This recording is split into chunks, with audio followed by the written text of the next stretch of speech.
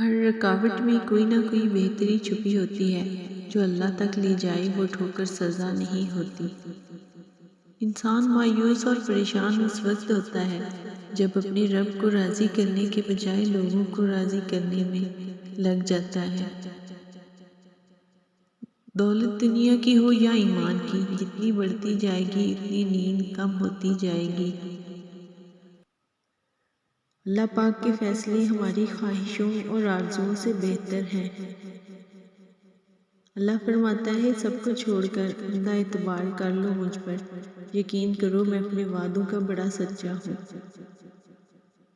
نصیب کا لکھا مل کر رہتا ہے، کب کہاں کیسے یہ سب میرا رب جانتا ہے۔ وہ رب آہٹیں بھی سنتا ہے اور پکار بھی، وہ بس ہمارا صبر آزماتا ہے۔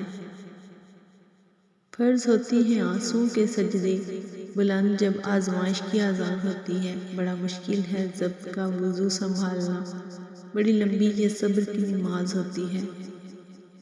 تہجد نام ہے اس سکون کا جس میں اللہ سے گفتگو طویل ہوتی ہے۔ ایک درد بھری رات اللہ کے روبرو بیٹھ کر گزر جائے تو زندگی کی باقی راتیں جاگ کر گزارنی نہیں پڑتی۔ تہجد ایک ایسا عمل ہے جس میں بندہ اللہ سے اپنی ہر بات منوا لیتا ہے۔ وہ دکھ جو رات بھر سونے نہیں دیتا، ان کا مرہم تہجد میں موجود ہے۔